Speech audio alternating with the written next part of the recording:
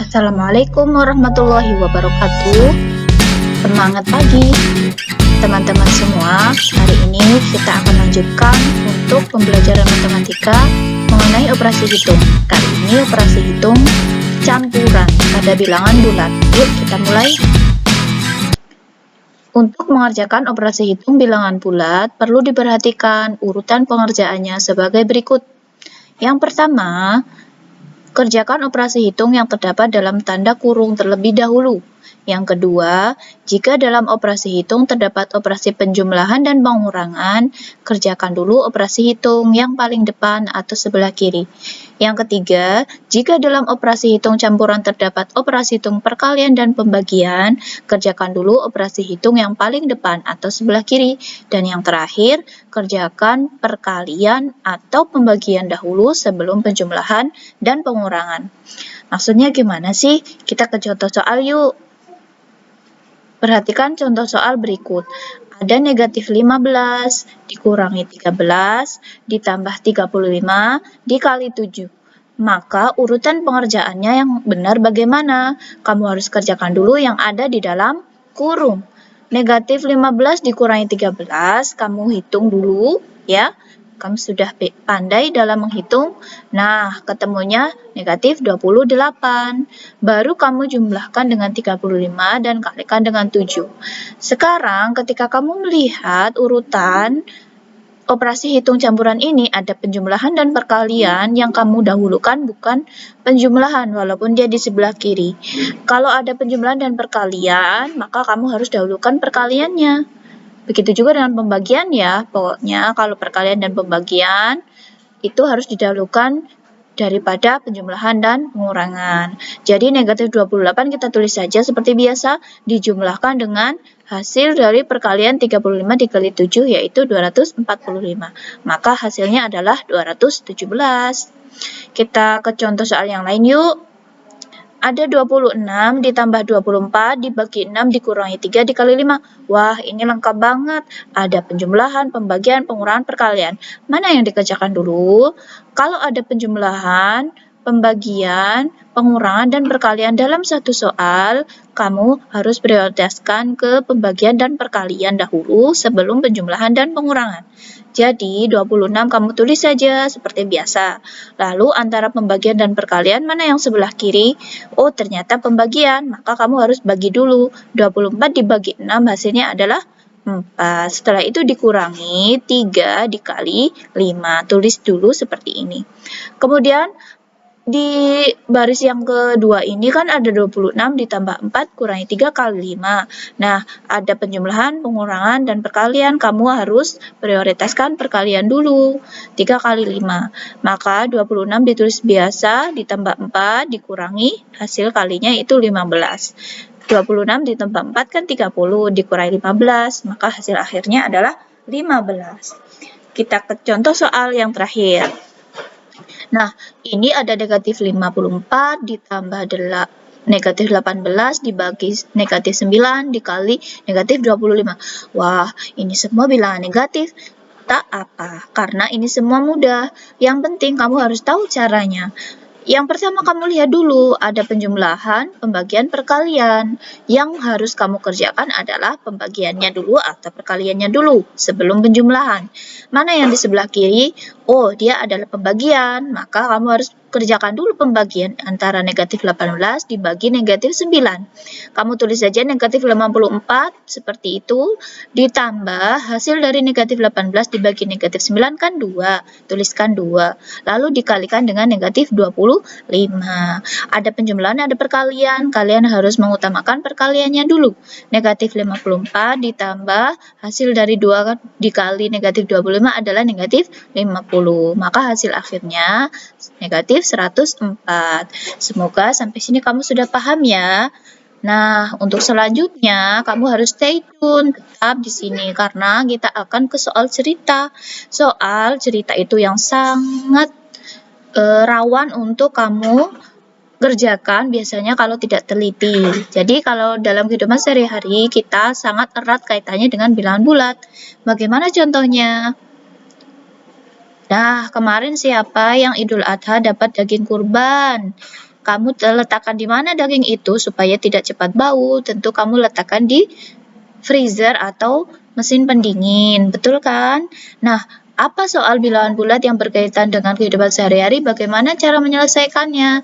Contoh di sini ada sebuah soal, sepotong daging bersuhu 18 derajat Celcius saat dimasukkan dalam freezer. Oh, jadi dia belum dimasukkan ke freezer, suhunya 18 derajat Celcius ya. Setelah 48 menit dalam freezer, suhu daging mengalami penurunan rata-rata 4 derajat Celcius setiap 12 menit. Maksudnya penurunan rata-rata itu apa sih? Kalau kita masukkan ke dalam freezer itu tentu saja tidak langsung beku saat itu juga kan? Dia suhunya daging itu akan turun perlahan-lahan sampai akhirnya beku. Jadi dalam soal ini ada waktu 48 menit dalam freezer dan setiap 12 menit mengalami penurunan rata-rata 4 derajat Celcius. Yang ditanyakan berapa suhu daging sekarang. Penyelesaiannya sebagai berikut. Suhu daging mula-mula kalian tuliskan 18 derajat Celcius. Lalu suhu daging dalam freezer kamu bisa mencari dengan cara 18 derajat Celcius dikurangi, karena ini suhunya turun ya, dikurangi kenaikan suhunya berapa dalam 48 menit. Itu setiap 12 menitnya turun 4 derajat Celcius. Jadi 48 menit kita bagi ke 12 menit dulu. Ya, jadi setiap 12 menit tadi kan turun 4 derajat Celcius, baru dikalikan dengan 4 derajat Celcius. 48 dibagi 12 kan 4. 4 dikali 4 sama dengan 16. Maka suhu daging dalam freezer berapa sekarang? 18 dikurangi 16. 2 derajat Celcius ya. Mohon maaf ini ngetiknya negatif 2. Oke, sekarang kita lanjutkan untuk yang selanjutnya.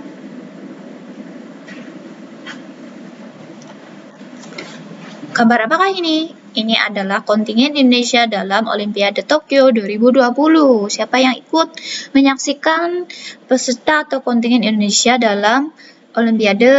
Nah, hari ini kita juga akan belajar matematika bilangan bulat yang berkaitan dengan kehidupan sehari-hari, yaitu Olimpiade. Tapi Olimpiadenya matematika ya. Oke, ini sering banget keluar di ujian atau latihan ujian, termasuk suhu dalam daging freezer tadi. Bu Indah bacakan soalnya ya. Setiap peserta Olimpiade Matematika wajib menyelesaikan 60 butir soal.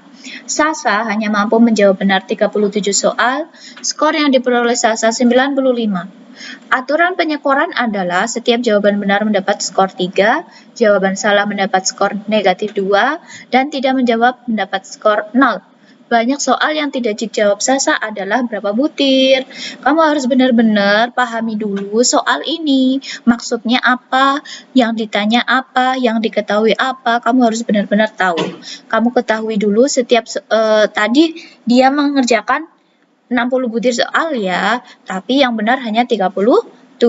Skornya berapa? 95. Ternyata ada aturan penyekoran. Kalau benar dapat skor 3, kalau salah skornya malah minus, kalau tidak menjawab skornya 0. Kamu belum tahu kan ini jawaban dia menjawab soalnya itu yang salah berapa dan yang tidak dijawab berapa. Kita selesaikan satu persatu ya. Penyelesaiannya adalah sebagai berikut.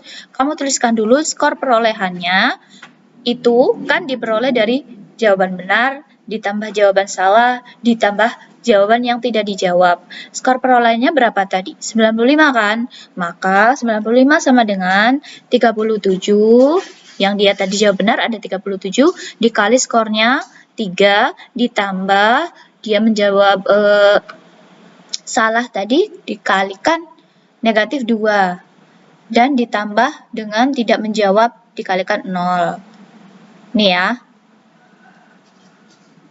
Kemudian kita lanjutkan sekarang. 95 sama dengan hasil kali dari 37 kali 3 adalah 111. Ditambah kita cari dulu ini, kita pertama cari dulu jawaban salah, dia salah tuh jawab berapa ya. Baru nanti kita akan mengetahui soal yang tidak dijawab berapa butir.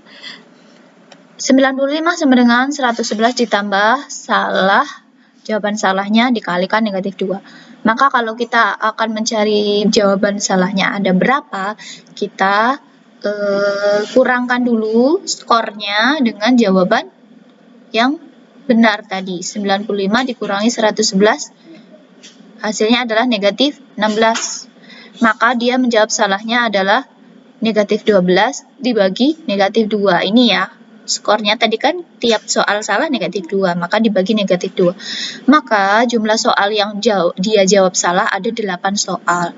Tapi yang ditanyakan soal yang tidak dijawab. Maka kalau kita tuliskan jumlah soalnya, itu kan ada soal benar, soal salah, dan soal tidak dijawab. Jumlah soal 60, dijawab benar 37, dijawab salah 8. Berapakah yang tidak dijawab? Ini nih yang akan kita cari. 60 sama dengan 45 ditambah tidak dijawab, maka yang tidak dijawab adalah 60 kurangi 45 sama dengan 15 soal. Jadi banyak soal yang tidak dijawab saja ada 15 soal. Terima kasih. Sekian dan terima kasih. Assalamualaikum warahmatullahi wabarakatuh.